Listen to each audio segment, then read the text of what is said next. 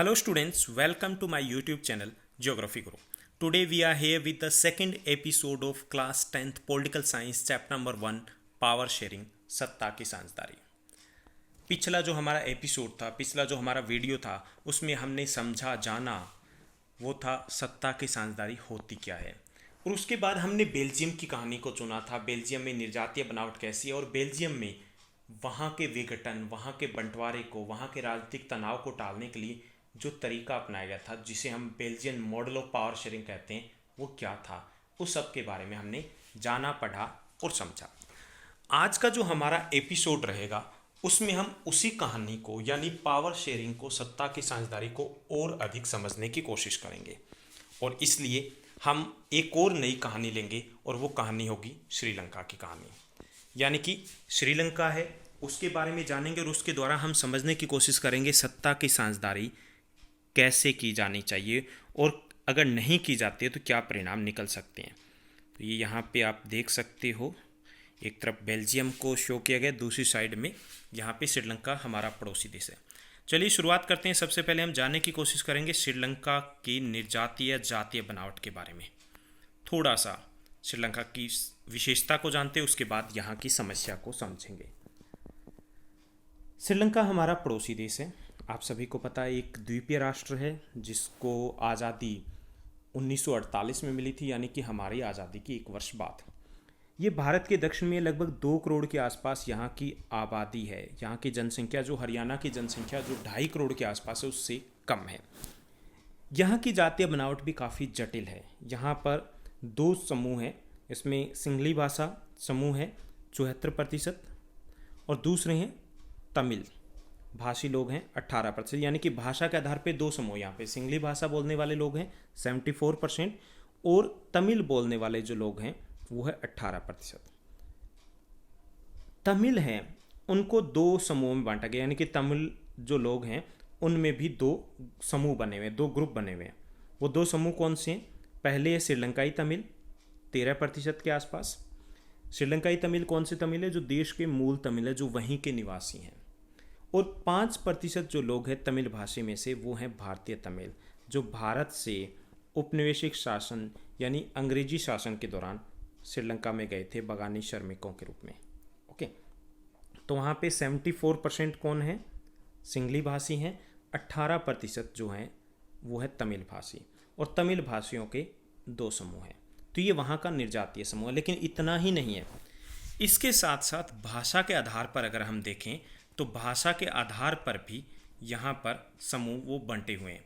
जैसे श्रीलंका में सिंगली भाषी जो लोग हैं वो अधिकांश बौद्ध हैं। तमिल हैं, वो या तो हिंदू है या फिर मुस्लिम है। यहाँ 7% ईसाई भी हैं जो तमिल भी बोलते हैं और सिंगली बोलते हैं। यानी यहाँ आके मामला और पेचीदा हो जाता है जो यहाँ की जातीय बनावट का है। तो दोबारा से थोड़ा सा मैं रिकैप्चुलेट आपको करवा दूँ। 74% जो मेजोरिटी है वह सिंगली भाषा बोलने वाले लोगों की। 18% जो लोग हैं वो तमिल भाषा को बोलते हैं। तमिल भाषी लोग हैं वो 2 समूह में बंटे हुए हैं। श्रीलंकाई तमिल 13%, भारतीय तमिल 5%। भाषा के बाद अगर धर्म के आधार पर बात करें तो सिंगली भाषी जो लोग हैं वो बौद्ध हैं, और जो तमिल भाषी लोग हैं वो हिंदू और मुस्लिम दोनों हैं। 7% के आसपास ईसाई हैं जो भाषा के आधार पर तमिल भी बोलते हैं और सिंगली भी बोलते हैं। अब हम थोड़ा सा मैप के द्वारा समझने की कोशिश करते हैं कि कहाँ पर कौन से लोग रहते हैं श्रीलंका में। अगर हम श्रीलंका को थोड़ा सा मैप को देखें तो यहाँ पे आप देखिए, जो येलो शेड आपको दिखाई गई है उसके द्वारा शो किया गया है। यहाँ पर ये सिंगली भाषी लोग हैं। ये पूरा येलो जो शेड दिखाई गई है, यहाँ पे जो ऑरेंज शेड है वो शो कर रही है श्रीलंकन तमिल्स को, यहाँ पे आपको पता चल रहा है। और ये जो डार्क ब्राउन शेड है ये शो करती है इंडियन तमिल्स को, जो बिल्कुल सेंटर में या फिर दक्षिण के सेंटर में रहते हैं, साउदर्न सेंट्रल पार्ट में रहते हैं। यहाँ पे जो लाइट ब्राउन कलर है उसके द्वारा यहाँ पर जो मुस्लिम समुदाय है उसको शो किया गया है। ये अलग अलग भागों में रहते हैं। तो ऐसी यहाँ की श्रीलंका की जातीय बनावट है जो काफ़ी जटिल है। अब हम देखते हैं कि श्रीलंका में क्या कदम उठाए गए। क्या बेल्जियम की तरह समझदारी दिखाई या फिर कुछ और होशियारी दिखाई? चलिए हम बात करते हैं श्रीलंका की। श्रीलंका में लोकतांत्रिक तौर पर जो सरकार है वो चुनी जाती है, यानी कि आज़ादी के बाद लोकतंत्र को अपनाता है ये देश। और जो सरकार चुनी जाती है उसमें सिंहली भाषी लोग हैं वो अपना दबदबा स्थापित करने की कोशिश करते हैं, यानी कि वहाँ पर जो सिंहली भाषी है वो अपने पक्ष में निर्णय लेते हैं। और इससे हम बहुसंख्यकवाद बोलते हैं, यानी कि जब बहुसंख्यक समुदाय है वो अपने फ़ायदे के लिए कुछ निर्णय लेता है या अन्य समुदायों के हितों की उपेक्षा करता, तो उसे बोलते हैं हम बहुसंख्यकवाद। तो यहाँ पर क्या अपनाया गया श्रीलंका में? बहुसंख्यकवाद, क्योंकि उन्होंने अपनी मनमानी की। अब उन्होंने बहुसंख्यकवाद को अपनाने के लिए, अपना दबदबा स्थापित करने के लिए कुछ कदम उठाए आज़ादी के बाद। कौन से कदम उठाए? इम्पोर्टेंट है कि पहला 1956 में उन्होंने सिंहली भाषा को आधिकारिक भाषा, ऑफिशियल भाषा वो डिक्लेयर कर देते हैं पहला, यानी कि यहाँ पे तमिल की अवहेलना कर देते हैं। जैसे हमारे देश में, तो हमारे देश में हिंदी के साथ साथ 21 और, हिंदी को अगर हम शामिल करें तो 22 भाषाएं हैं जो संविधान में शामिल की गई है। तो कोई एक भाषा है उसको डिक्लेयर नहीं किया है हमारे देश ने। तो यहाँ पर ऐसा नहीं किया कि यहाँ पे सिर्फ सिंहली भाषा है उसको प्रमोट किया गया, उसको राजकीय भाषा है वो डिक्लेयर कर दिया गया, ऑफिशियल लैंग्वेज है वो डिक्लेयर कर दिया गया। पहला कदम ये उठाया गया सिंहली लोगों का दबदबा बनाने के लिए या फिर बहुसंख्यकवाद की स्थापना के लिए। दूसरा, उन्होंने एक नया संविधान बनाया और इस संविधान में उन्होंने बौद्ध धर्म है उसकी रक्षा की और उसे बढ़ावा देने का निर्णय लिया, यानी कि बौद्ध धर्म को उन्होंने इनडायरेक्टली वहाँ का ऑफिशियल रिलीजन डिक्लेयर कर दिया, राष्ट्रीय धर्म बौद्ध धर्म को डिक्लेयर कर दिया। बाकी जो लोग थे उनकी अवहेलना की। उसके बाद उन्होंने ऐसी और भी नीतियां बनाई जिससे कि विश्वविद्यालय है उनमें या सरकारी नौकरियों में सिंहली भाषी जो आवेदक थे उनको फ़ायदा मिले, उनका फेवर हो।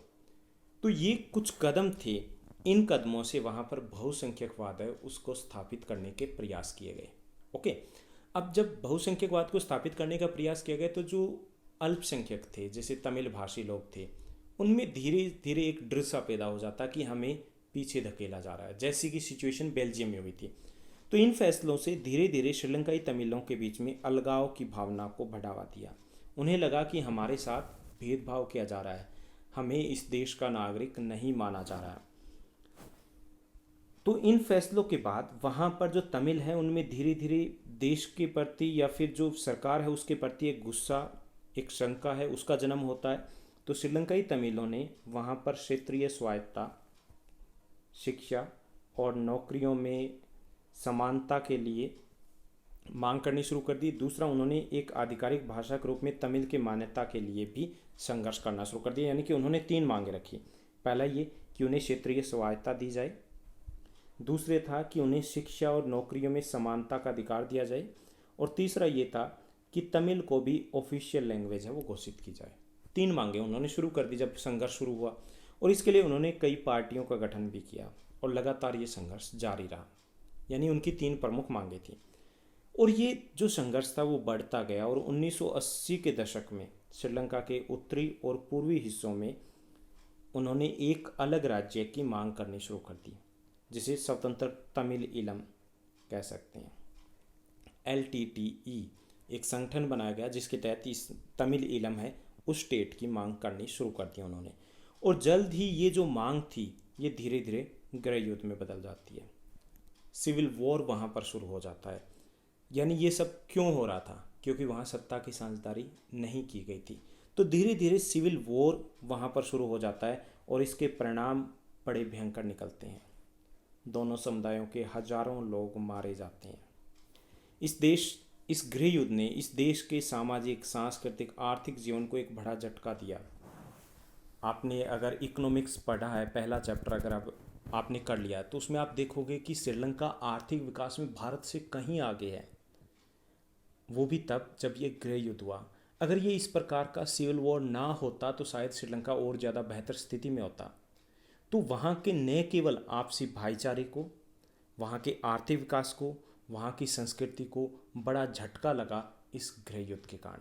आपसी तनाव है वो बढ़ता चला गया और न जाने कितने ही लोगों को, अपने लोगों को, चाहे वो तमिल समुदाय से थे और चाहे वो सिंहली समुदाय से थे, उनको खो दिया। तो ये श्रीलंका की कहानी थी कि पहले हमने समझा कि वहाँ का निर्जातीय समूह क्या और बाद में हमने समझा कि वहाँ पर बहुसंख्यकवाद क्या था, कैसे क्या कदम उठाए सरकार ने, क्या नीति अपनाई, तो वहाँ पर उन्होंने बहुसंख्यकवाद को अपनाया और उसके परिणाम निकले, गृह युद्ध उसके परिणाम निकले, वहाँ के आर्थिक विकास, वहाँ के सामाजिक विकास, वहाँ की संस्कृति के लिए एक बड़ा झटका।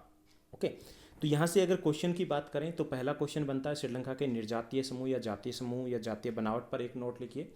दूसरा क्वेश्चन बनता है बहुसंख्यकवाद क्या होता है और इसके लिए वहाँ की सरकार ने क्या कदम उठाए।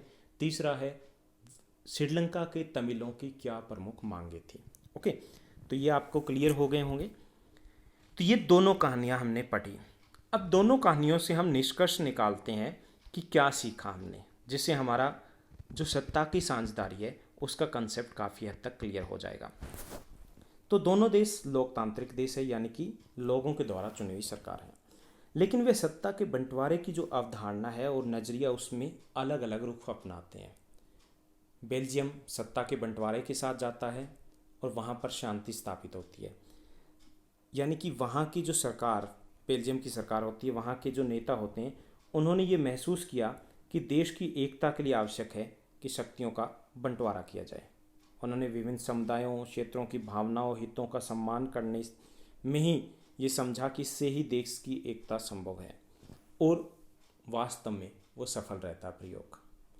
दूसरी तरफ जो श्रीलंका है, वहाँ की कहानी हमें बताती है कि बहुसंख्यक समुदाय है वो दूसरों पर अपना प्रभुत्व जमाना चाहता है और सत्ता साझा करने से इनकार कर देता है, और इससे देश की एकता है वो कमज़ोर हो जाती है, देश का बंटवारा होने की नौबत आ जाती है वहाँ पर। तो यहाँ पे हमने देखा कि पहले आपने समझा कि पहले माना जाता था कि अगर शक्तियों का बंटवारा किया जाएगा तो कमज़ोर हो जाएगा क्योंकि शक्तियाँ छिन जाएगी, लेकिन यहाँ इन दोनों कहानियों से हमने क्या समझा, यहाँ पर हमने ये समझा कि शक्तियों का बंटवारा करने से कमज़ोर नहीं होता बल्कि मजबूती मिलती है।